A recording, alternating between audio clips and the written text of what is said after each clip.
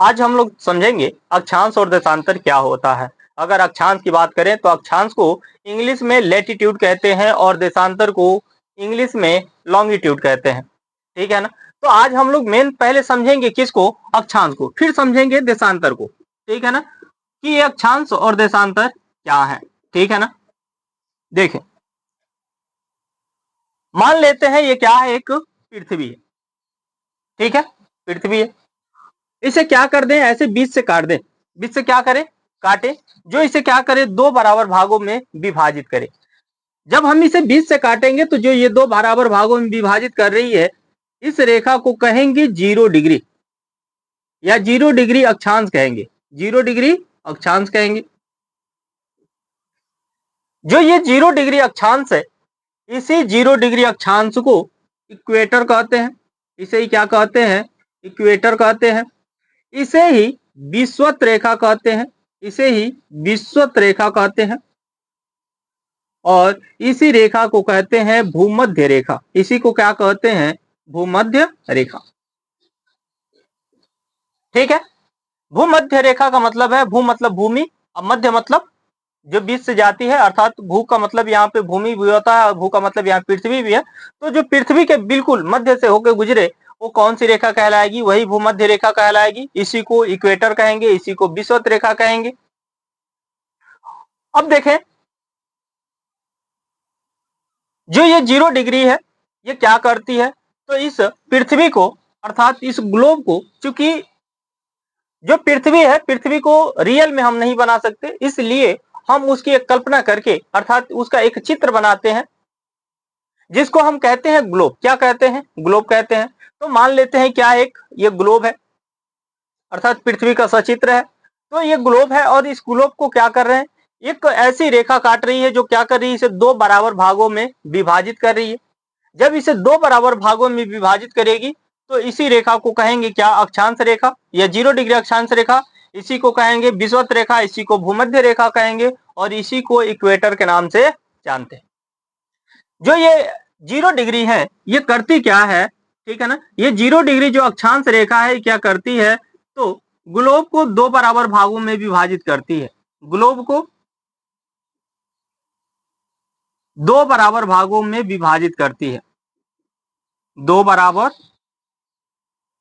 भागों में विभाजित करती है। दो बराबर भागों में विभाजित करती है। यहां से प्रश्न पूछा जाता है कि कौन सी अक्षांश रेखा पृथ्वी को दो बराबर भागों में विभाजित करती है। प्रश्न क्या है, प्रश्न है कि कौन सी अक्षांश रेखा पृथ्वी को दो बराबर भागों में विभाजित करती है। ऑप्शन, 30 डिग्री नॉर्थ या 30 डिग्री अक्षांश रेखा, 45 डिग्री अक्षांश रेखा, 23.5 डिग्री अक्षांश रेखा और 0 डिग्री अक्षांश रेखा। तो जो इसका राइट आंसर होगा वो क्या होगा, 0 डिग्री अक्षांश रेखा। यहां से दूसरा प्रश्न ये पूछा जाता है कि किस अक्षांश रेखा को भूमध्य रेखा कहा जाता है। किस अक्षांश रेखा को भूमध्य रेखा कहा जाता है। तो आपको याद रखना है कि इसी 0 डिग्री अक्षांश रेखा को भूमध्य रेखा कहा जाता है। यहां से प्रश्न यह भी बनता है कि पृथ्वी के किस बिंदु पर, अर्थात पृथ्वी के किस रेखा पर या किस क्षेत्र में पूरे 360 दिन दिन और रात क्या होते हैं, बराबर होते हैं। दिन रात क्या होते हैं, बराबर होते हैं। तो वो क्षेत्र भी आपको याद रखना है कौन सा, यही अक्षांश रेखा है जहां पे दिन रात हमेशा क्या होंगे, बराबर होंगे। इसके साथ ही साथ यहां से प्रश्न एक और बनता है कि इस 0 डिग्री अक्षांश रेखा को और किस नाम से जानते हैं। तो इसे ही क्या कहते हैं, इसे ही इक्वेटर कहते हैं, इसे ही विषुवत रेखा कहते हैं और इसे ही भूमध्य रेखा कहते हैं। ठीक है। अब यहां से जो अगला प्रश्न बनता है वो बनता है इनके अक्षांशों को लेके। लेकिन इनके अक्षांशों को समझने से पहले हम देखें कि जो ये 0 डिग्री अक्षांश रेखा है, जब इसको, इस ग्लोब को जब बीचों बीच से काट रही है तो ये दो बराबर भागों में विभाजित कर रही है।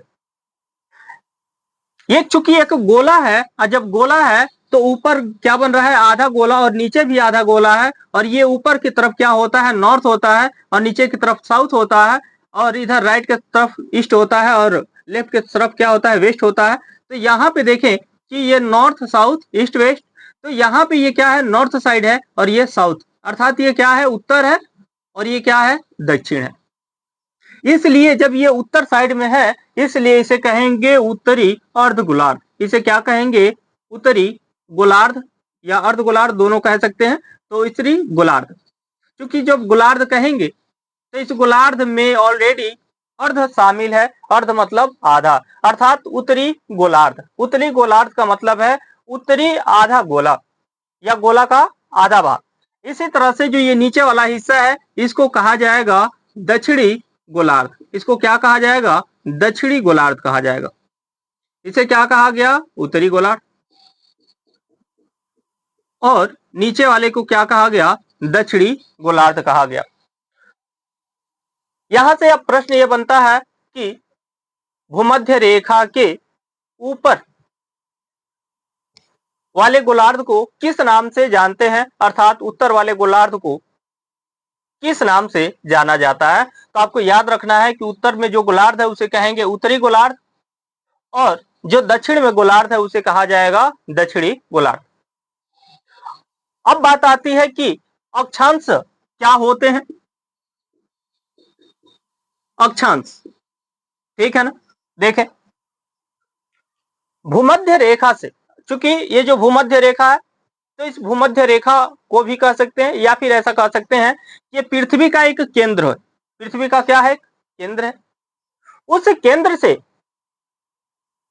प्रत्येक कोण पर, ठीक है ना, खींची गई जो रेखा है, या प्रत्येक मतलब इसके भूमध्य रेखा से पृथ्वी के परिधि पर बनने वाला जो कोण है ये क्या कहलाता है, अक्षांश कहलाता है, ठीक है ना।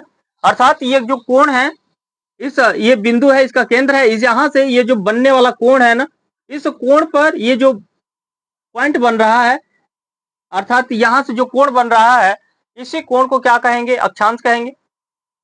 जैसे यहाँ पे आएगा, यहाँ से 1 डिग्री पे अगर बनाएंगे तो यहाँ पे 1 डिग्री प्रदर्शित होगा, यहाँ पे 2 डिग्री होगा, यहाँ पे 3 डिग्री होगा, यहाँ पे 4 डिग्री होगा, यहाँ पे 5 डिग्री, करते करते यहाँ पे कितना होगा, 90 डिग्री हो जाएगा। इसी तरह से साउथ में आएंगे तो यहाँ कितना होगा, ऐसे करते यहाँ पे 1, यहाँ 2, 3, 4, करते करते यहाँ पे ये साउथ होगा, तो यहाँ पे क्या होगा, तो यहाँ पे 90 हो जाएगा, ठीक है ना। जो इसका ऊपरी हिस्सा है इसको कहते हैं 90 डिग्री पे, इसको कहते हैं उत्तरी ध्रुव। इसको क्या कहते हैं, उत्तरी ध्रुव कहते हैं। इसको क्या कहते हैं, उत्तरी ध्रुव। इसको कहते हैं दक्षिणी ध्रुव। इसको क्या कहते हैं, दक्षिणी ध्रुव के नाम से जानते हैं। तो ये क्या है, उत्तरी ध्रुव है, ये क्या है, दक्षिणी ध्रुव। यहां से अब प्रश्न पूछा जाता है कि कुल अक्षांशों की संख्या कितनी है। कुल अक्षांशों की संख्या, ध्यान से सुनिएगा, दो महत्वपूर्ण प्रश्न है यहाँ पे। पहला पूछता है कि कुल अक्षांशों की संख्या कितनी है। जब कुल अक्षांशों की संख्या की बात करेगा तो आपको याद रखना है कि देखें, इस भूमध्य रेखा से साउथ की तरफ आएंगे यानी दक्षिण में आएंगे तो 90 डिग्री यानी 90 अक्षांश मिलेंगे, और जब इस यहां से भूमध्य रेखा से उत्तर की तरफ चलेंगे तो इधर भी कितने अक्षांश मिलेंगे, 90 अक्षांश मिलेंगे। जब ऊपर की तरफ 90 अक्षांश है, नीचे की तरफ ही 90 अक्षांश है, और यहाँ पे एक 0 डिग्री का क्या है, अक्षांश है। तो एक 0 डिग्री अक्षांश है, 90 ऊपर है और 90 नीचे है। तो यहां से कुल अक्षांशों की संख्या क्या होगी, तो कुल अक्षांशों की संख्या, कुल अक्षांशों की संख्या क्या होगी, तो कुल अक्षांशों की संख्या होगी 90 प्लस 1, अर्थात 181, अर्थात कुल अक्षांशों की संख्या कितनी बनेगी, 181 बनेगी। कुल अक्षांशों की संख्या कितनी है, 181। लेकिन यहीं से जो दूसरा प्रश्न निकल के आता है जो क्या करता है, कंफ्यूज करता है, और वहां पे ऑप्शन में 181 भी मिलेगा और वो ऑप्शन भी मिलेगा, और वही क्या करेगा, फंसाएगा। और किस तरह से फंसाएगा, इन प्रश्नों की प्रकृति की वजह से फंसेगा। प्रश्न क्या है, ध्यान से सुने। पहला प्रश्न पूछा गया कि कुल अक्षांशों की संख्या कितनी है। पहला प्रश्न क्या था, कुल अक्षांशों की संख्या कितनी है। ठीक है, अब दूसरा प्रश्न सुने, कुल अक्षांश रेखाओं की संख्या कितनी है। पहला प्रश्न क्या था, कुल अक्षांशों की संख्या कितनी है, और दूसरा प्रश्न है कुल अक्षांश रेखाओं की संख्या कितनी है। तो आपको याद रखना है कि जब कुल अक्षांश रेखाओं की संख्या की बात करेगा कि कुल अक्षांश रेखाओं की संख्या कितनी है, तब उसका प्रश्न का जो आंसर है बदल जाएगा, और जब ये पूछा जाए कि कुल अक्षांशों की संख्या कितनी है, तो उसका आंसर भी बदल जाएगा। अर्थात इन दोनों प्रश्नों के अलग अलग उत्तर होने वाले हैं। कैसे, आइए समझते हैं। देखें, जब इस 0 डिग्री से जब हम उत्तर की तरफ चलेंगे, तब यहां तक जब हम आएंगे तो इस 90 डिग्री पे क्या मिलेगा, एक बिंदु मिलेगा। यहाँ पे कोई रेखा नहीं मिलेगी, अर्थात ये केवल बिंदु है। और यहाँ साउथ में आए तो 90 डिग्री पे क्या मिलेगा, फिर एक बिंदु मिलेगा। अर्थात ये दोनों ही क्या है, अक्षांश तो है लेकिन कोई रेखा नहीं है।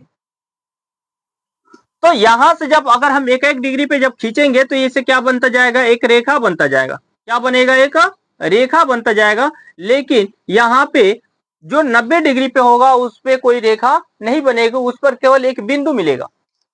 है तो अक्षांश ही, लेकिन उसपे क्या मिलेगा, केवल एक बिंदु मिलेगा, कोई रेखा नहीं मिलेगी। ठीक इसी तरह से जब हम साउथ में आएंगे ऐसे, तो यहाँ भी केवल और केवल क्या मिलेगी, यहाँ भी केवल एक बिंदु मिलेगी, यहाँ पे कोई रेखा नहीं मिलेगी। तो जब पूछा जाए कि कुल अक्षांश रेखाओं की संख्या कितनी होती है, कुल अक्षांश रेखाओं की संख्या, कुल अक्षांश रेखाओं की संख्या, कुल अक्षांश रेखाओं की संख्या। जब यहाँ कुल अक्षांश रेखाओं की संख्या की बात करें कि कुल अक्षांश रेखाओं की संख्या कितनी होती है, तो आपको याद रखना है कितना। तो यहाँ पे आएंगे तो इधर 89 तक आएंगे, क्योंकि यहाँ पे एक रेखा तो मिलेगी, बहुत छोटी मिलेगी, जो 89 डिग्री पे होगी, यानी 89 पे होगी। यहाँ भी 89 पे एक छोटी सी रेखा मिलेगी। तो इधर कितनी होगी, 89 यानी 89 प्लस 89, और यहाँ से एक भूमध्य रेखा है जो 0 डिग्री वाली है, ये इन तीनों को जोड़ेंगे तो कितना मिलेगा, तो ये 179 होगा। कितना होगा, 179। अर्थात 169 क्या होती हैं, अक्षांश रेखाएं होती हैं। यहां से दो प्रश्न बन गए, और ये दोनों प्रश्न आपके एग्जाम की दृष्टि से महत्वपूर्ण है, ये दोनों प्रश्न पूछे भी जाते हैं। अब अगला जो प्रश्न पूछता है वो पूछता है कि कटिबंध किसे कहते हैं। कटिबंध किसे कहते हैं, कटिबंध यानी जोन किसे कहते हैं। तो जब जोन की बात करेगा, कटिबंध की बात करेगा, तो ध्यान से सुने। यहां पे ये 1 डिग्री, ये 0 डिग्री अक्षांश रेखा है, ये 1 डिग्री का अक्षांश रेखा है, ये 2 डिग्री का अक्षांश रेखा है, ये 3 डिग्री। आपको याद रखना है कि किन्हीं दो अक्षांशों के बीच का जो क्षेत्र है, किन्हीं दो क्षेत्रों के सॉरी किन्हीं दो अक्षांशों के बीच का जो क्षेत्र है, उसे ही क्या कहते हैं, उसे ही कटिबंध कहते हैं, उसे ही जोन कहते हैं। अर्थात 0 डिग्री और 1 डिग्री के बीच का जो ये क्षेत्र है क्या कहलाएगा, ये जोन कहलाएगा, कटिबंध कहलाएगा। इसी तरह से 1 डिग्री और 2 डिग्री के बीच का जो ये क्षेत्र है, ये भी क्या है, कटिबंध है। 2 डिग्री 3 डिग्री के बीच का जो क्षेत्र है, ये भी क्या है, कटिबंध है। इस तरह से जब दो अक्षांशों के बीच की जब दूरी बीच के जब क्षेत्र की बात करेंगे तो क्या कहलाता है, कटिबंध कहलाता है। अब यहां से एक अगला प्रश्न पूछा जाता है कि किन्हीं दो अक्षांशों के बीच की दूरी कितनी होती है। किन्हीं दो अक्षांशों के बीच की दूरी कितनी होती है। तो जब किन्हीं दो अक्षांशों के बीच की दूरी की बात करेगा कि किन्हीं दो अक्षांशों के बीच की दूरी किन्हीं दो अक्षांशों के बीच की दूरी कितनी होती है, तो आपको याद रखना है 111 किलोमीटर होता है। ठीक है, किन्हीं दो अक्षांशों के बीच की दूरी कितनी होती है, 111 किलोमीटर की होती है। ठीक है, आगे बढ़े। यहां पे जो अगले प्रश्न पूछे जाते हैं वो क्या है, तो पूछे जाते हैं कर्क रेखा और मकर रेखा को लेके कि कर्क रेखा किसे कहते हैं, मकर रेखा किसे कहते हैं? तो आपको याद रखना है कि इन्हीं अक्षांशों में जो 23.5 डिग्री का जो ये अक्षांश होगा, ठीक है ना, यहाँ पे मान लेते हैं ये क्या है, पृथ्वी है, ये गुलाब है, ये 0 डिग्री अक्षांश है,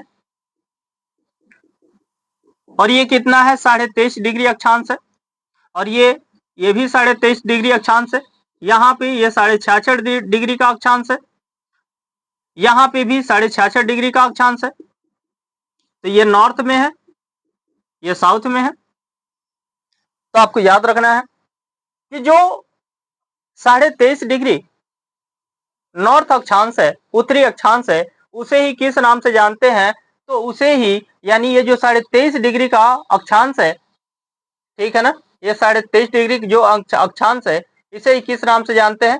तो इसे ही कर्क रेखा कहा जाता है। इसे क्या कहा जाता है? कर्क रेखा कहा जाता है। और ये जो 23.5 अंश का जो अक्षांश देख रहे हैं साउथ में, यानी दक्षिणी गोलार्ध में, इसे क्या कहा जाता है? तो इसे मकर रेखा कहा जाता है। इसे क्या कहते हैं? मकर रेखा कहते हैं। इसी तरह से ये जो 66.5 डिग्री नॉर्थ में है, इसे क्या कहा जाता है कि उत्तरी उत्तरी उपध्रुव क्षेत्र या उपध्रुवीय रेखा। इसे क्या कहते हैं? उत्तरी उपध्रुवीय उपध्रुवीय रेखा। इसी रेखा को कहा जाता है आर्कटिक वृत्त। इसे ही क्या कहा जाता है? आर्कटिक वृत्त कहते हैं। आर्कटिक वृत्त के नाम से जानते हैं। और यहाँ जो 66.5 डिग्री जो अक्षांश है, इसे कहते हैं दक्षिणी उपध्रुव या उपध्रुवीय रेखा। इसे ही और क्या कहा जाता है? तो आपको याद रखना है, इसे ही अंटार्कटिक वृत्त कहते हैं। इसे ही क्या कहते हैं? अंटार्कटिक वृत्त के नाम से जानते हैं।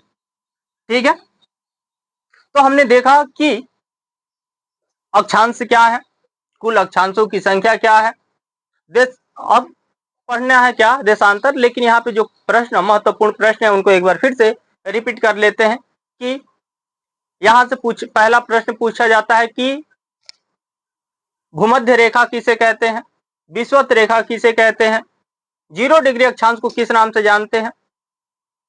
इसके साथ ही साथ दूसरा प्रश्न है इनके अक्षांशों की संख्या को लेकर कि कुल अक्षांशों की संख्या कितनी होती है, कुल अक्षांश रेखाओं की संख्या कितनी होती है।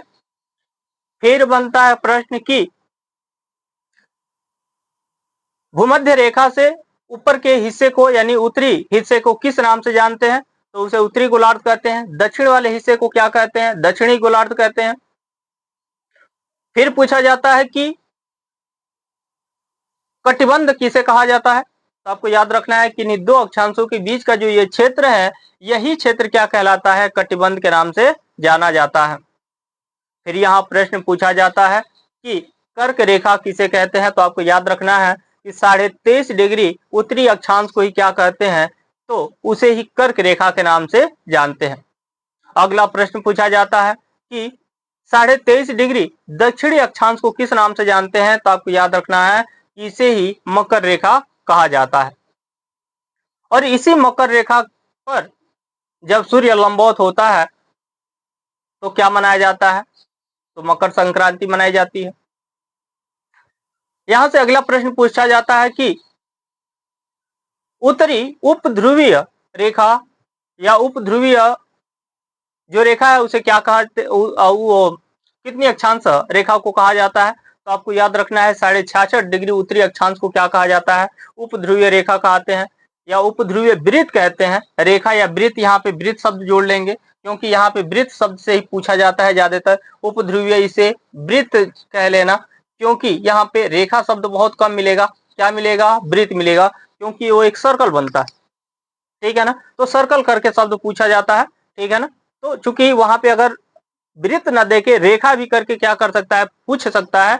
लेकिन जैसे ये प्रश्न पूछेगा, आप क्या होंगे, सस्पिशन में आ जाएंगे कि यहाँ तो हम वृत्त पढ़े हैं, यहाँ पे तो ये रेखा पूछ रहा है। दरअसल ये दोनों प्रश्न सेम है। अगला प्रश्न पूछा जाता है कि आर्कटिक वृत्त किसे कहते हैं, तो आपको याद रखना है आर्कटिक वृत्त, उसी 66.5 डिग्री उत्तरी अक्षांश को क्या कहते हैं? आर्कटिक वृत्त के नाम से जानते हैं। अगला प्रश्न फिर पूछा जाता है कि 66.5 डिग्री दक्षिणी अक्षांश को किस नाम से जानते हैं? तो आपको याद रखना है कि इसे ही अंटार्कटिक वृत्त के नाम से जानते हैं, इसे ही उपध्रुवीय, दक्षिणी उपध्रुवीय वृत्त के नाम से जानते हैं। आपसे पूछा जा सकता है कि जो 90 डिग्री उत्तरी अक्षांश है इसे क्या कहते हैं? तो आपको याद रखना है इसे ही उत्तरी ध्रुव कहते हैं। इसे ही क्या कहा जाता है? उत्तरी ध्रुव कहा जाता है। फिर यहाँ प्रश्न पूछेगा कि 90 डिग्री दक्षिणी अक्षांश को किस नाम से जानते हैं? तो इसे ही क्या कहते हैं? दक्षिणी ध्रुव के नाम से जानते हैं। ठीक है, अब आगे बढ़ते हैं। देखें अगला प्रश्न क्या है हम लोग का।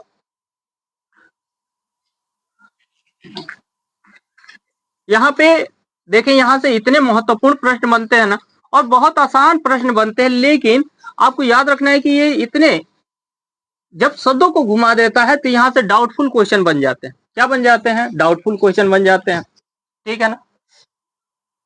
अब हम पढ़ेंगे देशांतर यानी लॉन्गिट्यूड। लॉन्गिट्यूड क्या कहते हैं? कई बार आप देखे होंगे कि प्याज काटते हैं, और प्याज जो होता है ऐसे होता है, और प्याज को क्या करते हैं? ऐसे खाड़ा काटते हैं, है ना। जब ऐसे खाड़ा काटते हैं तो उसको चारों तरफ से घुमा घुमा के ऐसे खाड़ा काट देते हैं, है ना। जो खाड़ा काटते हैं तो देखेंगे कि वो दोनों तरफ से कट रहा है, दोनों तरफ से क्या कर रहा है? कट रहा है। ठीक है।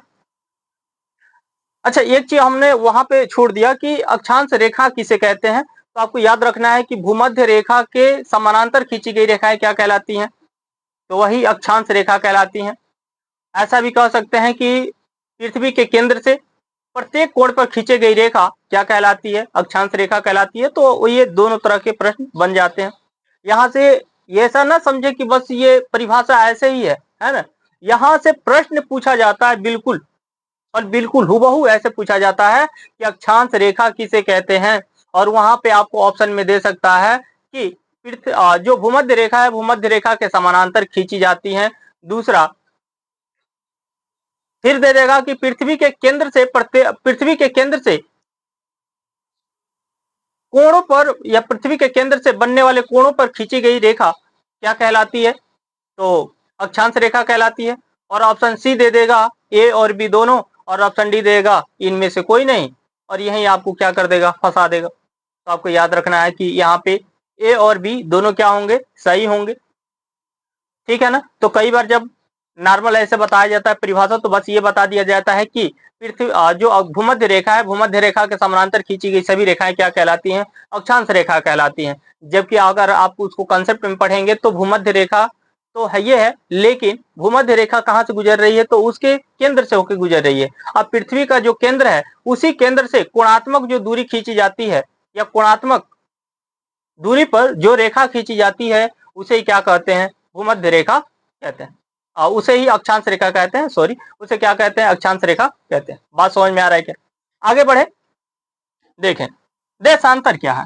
अगर हम देशांतर की बात करें, ठीक है ना, तो आपको याद रखना है कि अभी हमने पढ़ा कि ये क्या था? ये उत्तरी ध्रुव है, और ये क्या है? दक्षिणी ध्रुव है। ये क्या है? दक्षिणी ध्रुव। और इस उत्तरी ध्रुव और दक्षिणी ध्रुव को मिलाने वाली रेखा ही क्या कहलाएगी?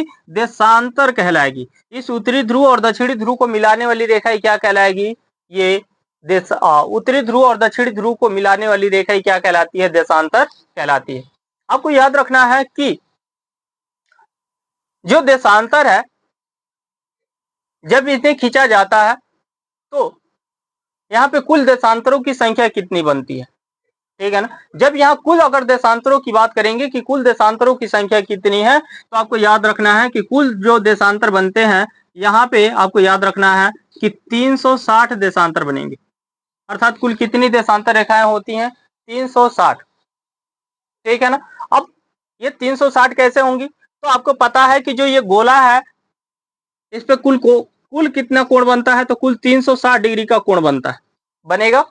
जब 360 डिग्री का कोण बनेगा, तो यहां से अगर हम मान ले कि इसको काट रहे हैं, ये 0 डिग्री हो गया, तो यहां से इधर 180 चलेगा, और यहां से इधर भी 180 चलेगा। क्योंकि जब यहाँ से 180 यहाँ आए और यहाँ भी 180 आए, ये दोनों 180 अंश वाली जो रेखा है ना, ये सेम एक ही रेखा है। इसलिए जब हम इधर चलेंगे तो 180 इधर हो गई और इधर चले तो 180 और यहाँ पे 180 प्लस 180 हो गई। और आपको याद रखना है कि 180 और 180 वाली जो दोनों रेखाएं ये एक ही रेखा है, अर्थात एक ही रेखा को दो बार काउंट किया गया, एक बार यहाँ पे और एक बार यहाँ पे। इसलिए इस रेखा में से ये दो बार काउंट हुई तो एक को क्या करना होगा, माइनस करना होगा। तो यहाँ से चूंकि ये 0 डिग्री है तो इसको क्या करना होगा, जोड़ना होगा। और ये जो रेखा दो बार जोड़ी गई है उनमें से एक रेखा को क्या करना होगा, घटाना होगा।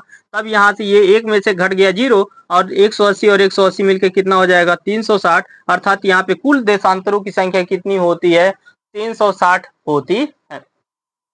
यहाँ से जो दूसरा प्रश्न पूछता है वो पूछता है कि गोरे क्या होता है ना, या गोरे किसे कहते हैं। तो आपको याद रखना है कि दो देशांतरों के बीच का जो क्षेत्र है, ठीक है ना, ये क्या है, देशांतर रेखाएं हैं। इनके बीच का ये जो क्षेत्र है, यही क्षेत्र क्या कहलाता है, यही क्षेत्र गोरे कहलाता है।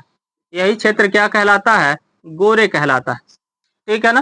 तो आपको याद रखना है कि दो देशांतरों के बीच का जो ये क्षेत्र है यही क्या कहलाता है, तो यही गोरे कहलाता है। बात समझ में आ रहा है। आगे यहां से अगला प्रश्न पूछता है कि जो देशांतर रेखाएं हैं इनमें किन्हीं दो देशांतरों के बीच की जो दूरी है वो कितनी होती है। तो आपको याद रखना है कि किन्हीं दो देशांतरों के बीच की जो दूरी है वो कितनी होती है, तो वो होती है 111.32 किलोमीटर। कितनी होती है, 111.32 किलोमीटर होती है।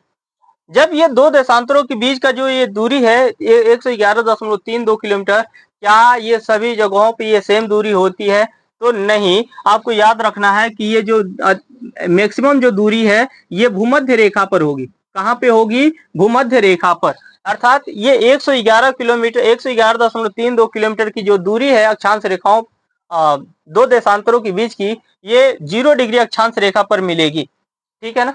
लेकिन जैसे ही हम यहाँ से यानी भूमध्य रेखा से जब ध्रुवों की तरफ चलेंगे तो आप लगातार देख रहे हैं कि यहाँ पे यहाँ की जो दूरी है ये ज्यादा है, यहाँ पे थोड़ी कम हुई, यहाँ भी थोड़ी कम हुई, और ये थोड़ी कम करते करते यहाँ पे क्या हो गई, सभी रेखाएं एक ही बिंदु पे क्या हो रही यहाँ के मिल रही हैं। तो आपको याद रखना है कि जो देशांतर रेखाएं हैं ये उत्तरी ध्रुव और दक्षिणी ध्रुव पे क्या हो जाती हैं, एक दूसरे से मिलती हैं। दूसरा प्रश्न की जो अक्षांश रेखाएं हैं इन पे भूमध्य रेखा पर इनकी दूरी अधिक होती है और ध्रुवों की तरफ जैसे जैसे बढ़ते हैं इनकी दूरी क्या होती है, लगातार कम होती जाती है और ध्रुवों पर जाकर ये दूरी कितनी हो जाती है, तो शून्य हो जाती है। ये दूरी कितनी हो जाती है, शून्य हो जाती है। आगे बढ़े, यहां से जो अगला प्रश्न पूछा जाता है वो पूछा जाता है इसके घूर्णन को लेके, ठीक है ना। इसके घूर्णन को लेके यहां से प्रश्न पूछा जाता है कि जो पृथ्वी है ना कितना घूम रही है, 360 डिग्री घूम रही है। कितना घूम रही है, 360 डिग्री घूम रही है। तो आपको याद रखना है कि ये एक डिग्री घूमने में कितना समय लेती है, ठीक है ना। तो आपको याद रखना है कि पृथ्वी जो है 1 डिग्री घूमने में इसको 4 मिनट का समय लगता है। कितने मिनट का समय लगता है, 4 मिनट का समय लगता है, ठीक है ना। अगर ये निकालना चाहे तो कैसे कर सकते हैं, तो आपको पता है कि पृथ्वी कितनी घूम रही है, 360 डिग्री घूम रही है और पृथ्वी को घूमने में अर्थात एक चक्कर पूरा करने में कितना समय लगता है, तो 24 घंटे का समय लगता है। तो 24 घंटे है, अगर इसको मिनट में बदलेंगे तो 60 से गुणा करना पड़ेगा। यहाँ 0 से 0 कट गया, 6 से कटाएंगे तो 6 चौके 36 और 6 चौके 24, ठीक है ना। तो यहाँ पे देख रहे हैं कि यहाँ पे अगर 1 डिग्री की बात करें कि 1 डिग्री घूमने में इसको कितना समय लग रहा है, तो ये 4 मिनट का समय लग रहा है। कितना लग रहा है, 4 मिनट का समय लग रहा है, ठीक है ना। तो जो पृथ्वी है जब 1 डिग्री घूमती है, ठीक है ना, तो उसको कितना समय लगता है, तो उसको 4 मिनट का समय लगता है। ठीक उसी तरह से अगर देखें कि पृथ्वी 1 घंटे में कितनी डिग्री घूमेगी, ठीक है ना, या पृथ्वी को 1 घंटे अगर घूमे तो कितने डिग्री घूमेगी, या फिर यहाँ से दूसरा प्रश्न ये पूछता है कि पृथ्वी 15 डिग्री में पृथ्वी 15 डिग्री घूमने में कितना समय लेगी। तो आपको याद रखना है कि पृथ्वी 15 डिग्री देशांतर घूमने में कितना समय लेगी, तो 1 घंटे का समय लेगी, है ना। 1 डिग्री घूमने में 4 मिनट का समय लग रहा है, तो 15 डिग्री घूमने में कितना लगेगा, तो 15 गुणे 4 बराबर कितना, 60 मिनट। और 60 मिनट को ही क्या कहा जाता है, तो इसी 60 मिनट को कहा जाता है 1 आवर, अर्थात 1 घंटे। बात समझ में आना, अर्थात कितना समय लगेगा इसको, 1 घंटे का समय लगेगा, ठीक है ना। तो हमने आज इस क्लास में देखा अक्षांश क्या होते हैं, देशांतर क्या होते हैं, और यहाँ से बनने वाले विभिन्न प्रश्नों को देखा, और उसके अलावा जो विभिन्न पहलू हैं जहाँ से प्रश्न बन सकते हैं उन सभी पहलुओं को हमने समझा। आपको क्लास कैसा लगा आप कमेंट करके जरूर बताएं। इसके साथ ही साथ यदि आप चैनल पे पहली बार विजिट किए हैं तो चैनल को लाइक शेयर सब्सक्राइब कर लें, और साथ ही साथ बेल आइकन को भी प्रेस कर लें, ताकि आपको समय समय पे इसके नोटिफिकेशन मिलते रहें और आप इन क्लासों के लाभ ले सकें। साथ ही साथ इस क्लास को अपने दोस्तों तक शेयर कर दें ताकि वो भी इनका लाभ ले सके। ठीक है, हम मिलते हैं अगले क्लास